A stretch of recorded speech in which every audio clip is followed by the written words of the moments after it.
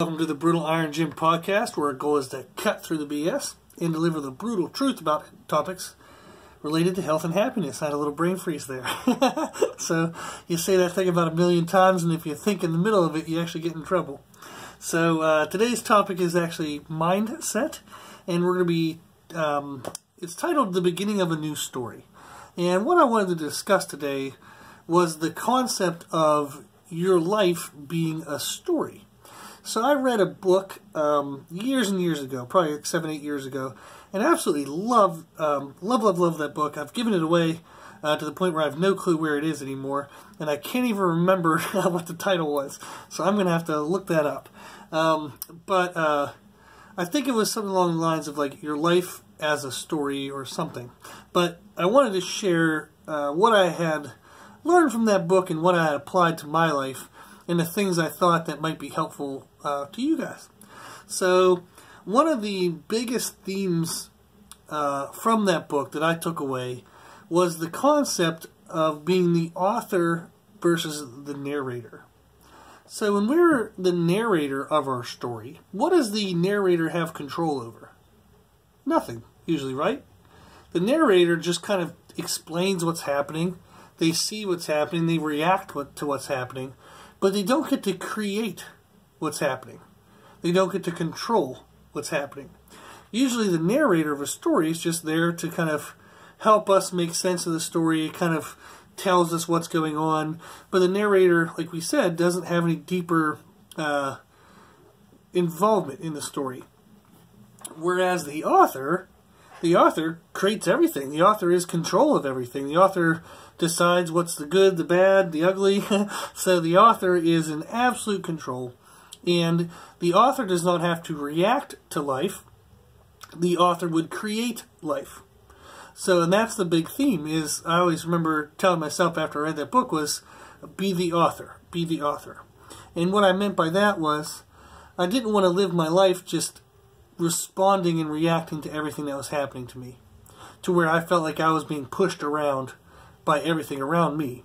I wanted to instead be the author, the person who got to create the story. So you weren't reactive, you were proactive.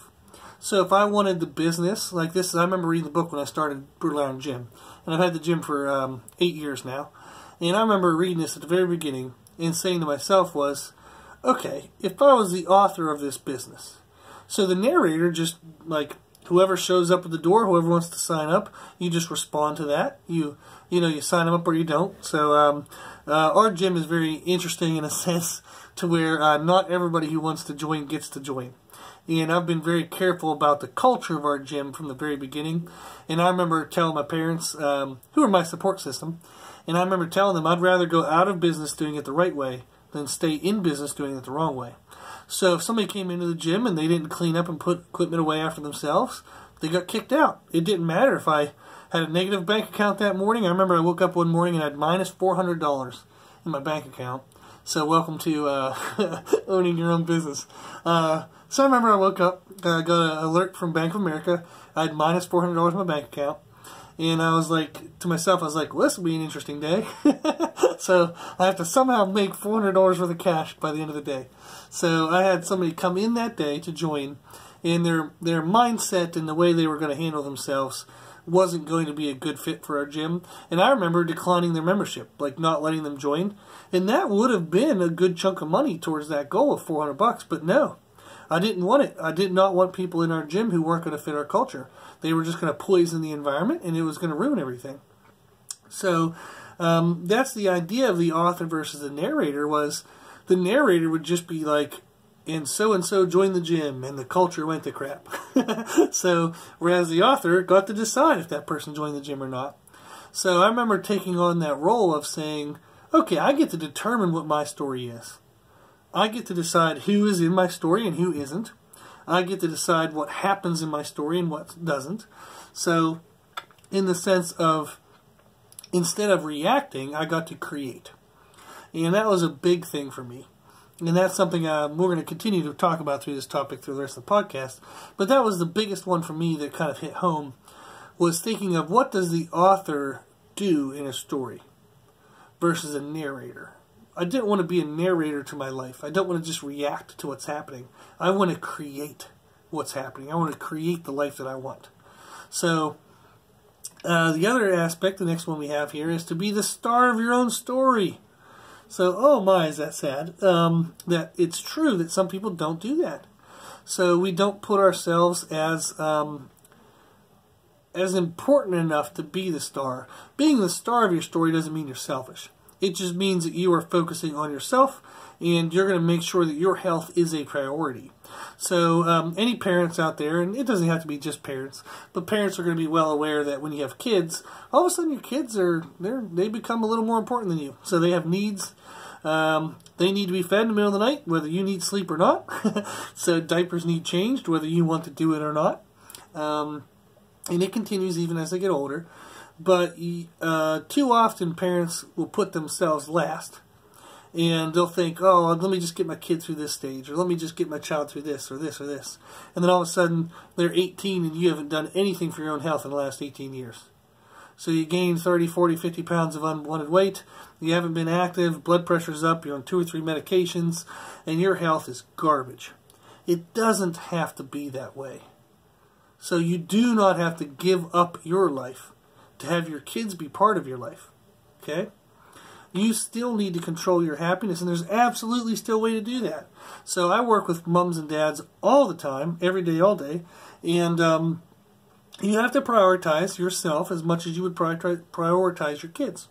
So in our patron program, our monthly kind of support, we give away programming, and one of the programming is how to work out at home with no equipment.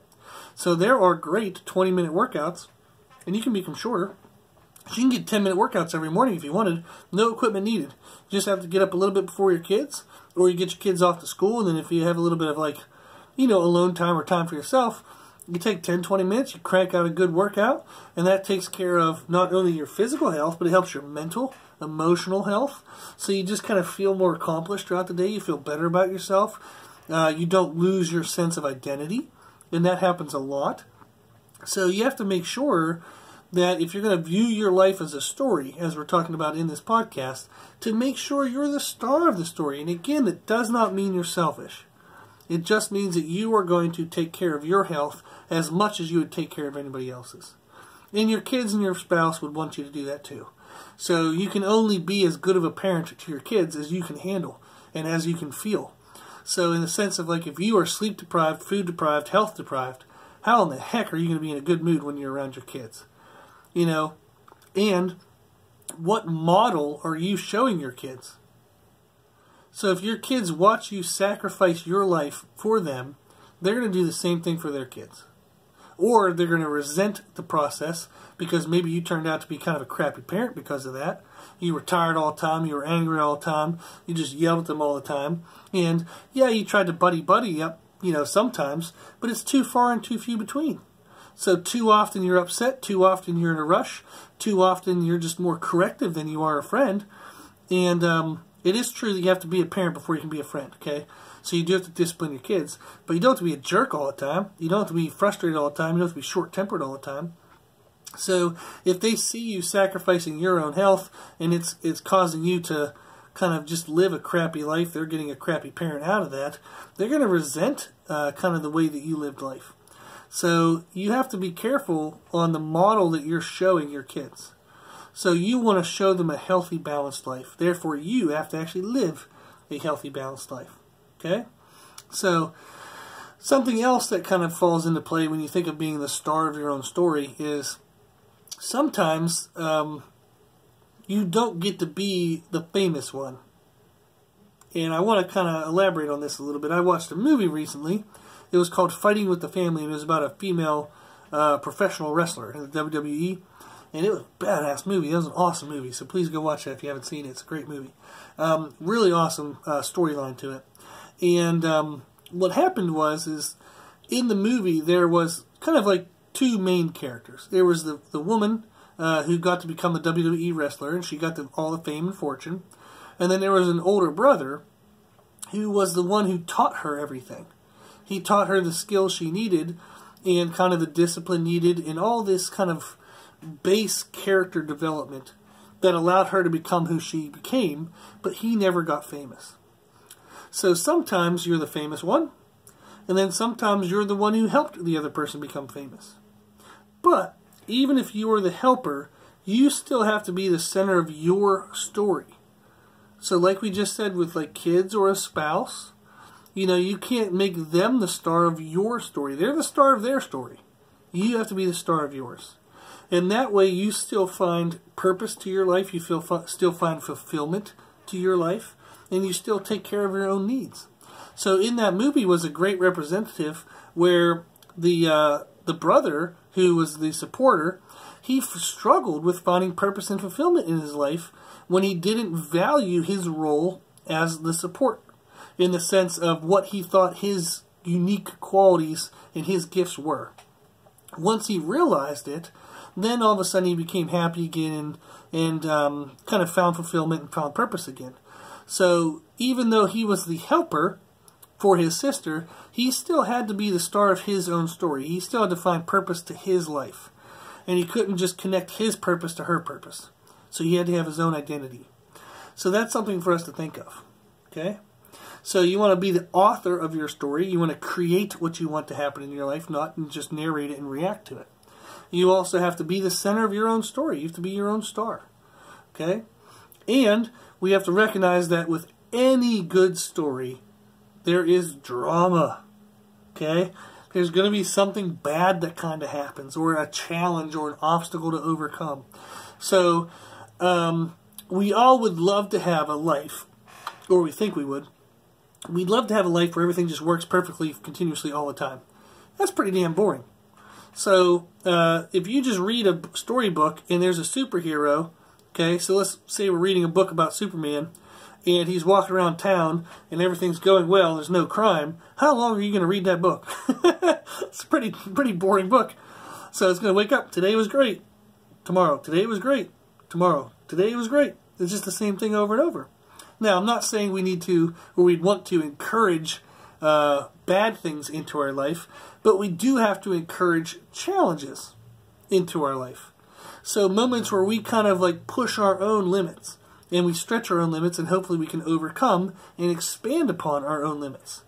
So a life with some challenges, which are, you know, our hope would be that they're self-chosen, but that isn't how it's going to work. So give up on that hope. But a life without challenges is a boring life. And it's not a fulfilled life, and you will not become the best version of yourself. So we have to understand that for all stories, there is drama. Sometimes it's not chosen, and it's imposed upon us. That stinks, but that's life. Sometimes we get to pick our choices. So I tell people all the time with in regards to exercise, is you can pick the pain of regression, of having your body fall apart from inactivity and bad eating, or you can pick the pain of discipline. By staying disciplined to eat well, by staying disciplined to exercise regularly, and through the pain and discomfort, which it is true, like it's uncomfortable to work out correctly, okay? So there is pain involved. There's also discomfort and pain to saying no to cupcakes, saying no to ice cream and pizza. So there is discomfort and there's struggle in order to get the best out of your life. But there's also discomfort and struggle to do nothing with your life. So you can't avoid discomfort and struggle. You just want to make sure that your discomfort and your struggle is worth something, is leading you forward, not falling you behind. Okay? So every story has drama. But that drama and those challenges are chances for the character of the story, hint, hint, you, to learn and strengthen. So you can become better in character and better in strength. So that's really important to recognize, that we don't want a life of dull boredom. We don't want a life of no challenges. We want to seek out challenges. And also, challenges are coming our way whether we want them or not. So it's more important for us to view challenges correctly than try to avoid them. Because you can't avoid challenges in your life. So instead, view them as opportunities to find something to learn from it and find something to get better from it. Okay? Now, also, every story, every superstar, every center of the story always has a support cast. Okay? So don't be afraid to ask others for help. So no man is an island, no woman is an island. You can't live your best life alone. So we're not meant to be alone in life. We're meant to have connections, social connections. It's part of our mental and emotional health. So we are better when there are people around us, in the sense of for us to impart our wisdom and help into. So it makes us feel better about ourselves to help people sometimes. And also it can give us an increased sense of purpose by being able to influence other people's lives and make an improvement in the world, so to speak. So, or at least the world around you. But it's okay to have supporters. It's okay to have a supporting cast. So if you are struggling in life and you're in one of those dramatic moments, ask for help. It's okay. And it's actually part of any healthy, successful story, is to get other people involved and get support. So they can be your support when you need it, and you can be their support when they need it. So it's just kind of like partnerships in life. So that's a good thing. Now, the other thing we have is that no story is over until it's over. So, if you don't like your current storyline, if you don't like the things that are currently happening in your life, change the story. Rewrite the book. Okay? It's not over until the last page. So you can make a change any time that you want. Now, it doesn't mean that change is going to be easy. In fact, it won't be easy. So the fact that you're trying to change something means that there was something in place that now has to be jarred and replaced with something better. That is going to take a process. That is going to be difficult. Okay? So, I've enjoyed these podcasts in a sense to where I've shared more details with my personal life into the podcast than I normally would have with people in regular life.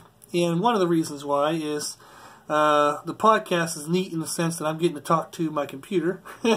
And so it's a little bit of a fake sense of security in the sense of what you share. And then also, anybody who invests into this podcast, I very much appreciate you taking your time to listen to this. And I would rather be more real with these podcasts, so that way we can get all of us can get a true benefit from this, than trying to be fake.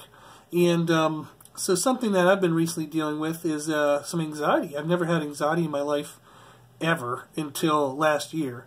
And I never knew what anxiety, like when somebody goes like, I'm having a little bit of a panic attack, I had no clue what that meant. Or like somebody's feeling like, I'm feeling kind of anxious right now. I'd just be like, okay, I don't like, bummer. But I had no clue what the heck that really meant. I didn't know. So I had my first kind of like anxiety/panic attack last year, and holy crap, does that suck? Like, that was horrible. So, like, your heart rate's up, your body feels like kind of like numb and uncomfortable, and like you're freaking out about nothing, and oh man, is it just like, man, does it mess you up. So, since I had experienced like real anxiety/panic attack like last year, it kind of made me more aware of any other moments when I might come into something and be like, oh man, this would normally be a time where I might start to have a panic attack or get anxiety, and then bam, it would happen. So I became more sensitized to it. And it's something that I really have not liked having in my life. I don't think anybody would. But it can become debilitating in the sense to where part of what would cause anxiety for me would be as being like stuck in traffic. And being afraid that, like, for some reason I won't ever be able to leave traffic, which makes no sense. It makes no sense at all. But it still happens. It still gets in your mind. So when you have anxiety, you can, like, there's a rational part of your brain that realizes that it's irrational to have anxiety, but then your own body still does its own stupid crap and, like, gets all riled up over nothing. And I remember I went to help a client in a contest once, and I was driving to the event and had a panic attack and almost turned around because it was out of my normal routine. So I didn't normally go do that. And there was the what ifs, what if I get there, or what if my car breaks down, or, what if like the event doesn't go well. There's a whole bunch of these just stupid games your mind plays. And it really was messing me up for a while to where I was having a hard time kind of traveling and getting out of my normal routine. And the reason I want to share that was this concept of my life being a story has had to come back into my life for me to take control again, to become the author. and tell these anxiety attacks and panic attacks to get the hell out of my life. So I thought to myself yesterday, I actually had to travel up to Charlotte in the middle of rush hour and go do like a little bit of like a businessy thing. And I was having a little bit of anxiety the night before leading into it because I knew I was going to have to go in traffic. It was kind of like, out of my normal routine. It was about 40 minutes away. What happens if something's, if a car breaks down? Your mind starts playing that game. And I remember telling myself that, no, I'm not playing this game anymore. There are things I'm going to want to do in my life that are going to require me to get out of my normal comfort zone. I might want to go on vacations. I might want to go on trips to go see cool things. I might want to go visit friends. I'm going to want to go do that stuff. So I remember I told myself yesterday morning, I got up and I said, today is the start of the success story of my life. So last year was the drama. Last year was the challenge. Today is the comeback. This is the comeback of my life. This is when I take control and I start telling the story that I want to tell. And that made a difference. It didn't make it easy. I still was having a panic attack as I drove up to Charlotte. I still had to kind of like listen to a podcast that kind of got my mind centered better. I still did breathe deeply. I still drove in the far right lane. Would not let myself get stuck where I didn't feel like I couldn't get around people if I had to. And there were still challenges to it, but it was it. I was done. I was done being afraid to go anywhere or to have that panic attack kind of take control of me. So screw that. So I said, today is the start of my comeback. This is the new story. I'm going to rewrite the rest of this. I'm taking over. I'm taking charge. And that's something that I thought would be good to share with everybody in the sense that the title of the podcast and the first part of the podcast, saying your life is a story, it sounds really cliche and dorky and kind of, it sounds like it's good to hear, but how do you live that? It sounds like it's separated from real life. Like, yeah, that sounds good, whatever. But no, it's true. It actually can be applied, and this is true, real life helpful advice. So, and I know because I'm doing it in my own life, and I think that's part of what would be good to share with people is we all have struggles, we all have challenges. Everybody has something they have to overcome in life. That's the drama of your story. Like I said, you don't get to pick a life of no drama, and you wouldn't even want one. You wouldn't want one because you wouldn't be the best you, okay? You'll never grow to become the best version of yourself. So we all have drama. It's not avoidable, so stop trying to avoid the damn stuff. Recognize that it's going to be there, but use it as an opportunity. And that's what I'm trying to do. So what I liked about the fact that I had anxiety attacks and kind of had panic attacks last year was I now can sympathize with people. Like when I've had clients who said that, like they've walked into a gym and left a gym because they had a panic attack. And I remember before kind of thinking to myself, like, what the hell? You could have just gone on the treadmill, or you could have just did this, or you could have done that. And I didn't really know. So now I'm well aware of how uncomfortable they probably felt. And it helps me work with them more, be more understanding. We can find small, easier ways to step them into that kind of stuff. It makes me much more understanding and a much better trainer and just a better friend in general because I can relate better to them. So in a sense, I'm happy that I got to feel that because it made me a better person. However, that stuff is horrible. so I'd like to just remember it, not have to feel it every day. I just want to remember the lesson of it. And it's my time now to work out of that. So this is my comeback story. This is where I take charge. I'm going to be the author of this. I'm not going to be the narrator anymore. I'm not going to react to the anxiety. I'm going to take charge of it and take control of it. Okay? And that's what I'm encouraging you guys to do. So whatever your struggle might be, it doesn't mean it won't prevent you from the best life. It's actually going to help you build your best life. You just have to find your way of telling the story around it and using it to grow yourself. So using it to strengthen yourself. That's going to be the key. Okay? Now, I don't have amazing advice for how to go through that every single step. There's going to be horrible steps along the way. There's going to be challenges along the way to making your life better. However, you do have the choice to make it better. And then fight your way through it. Okay? So, your life can be anything that you want. So your life can be any story you want it to be. And I want you to make it a good one. Okay? And you can. So think of your life as a story. Be the author. Be the star. Write the storyline that you want. Okay? Expect drama because it is coming your way. But recognize that it's an opportunity.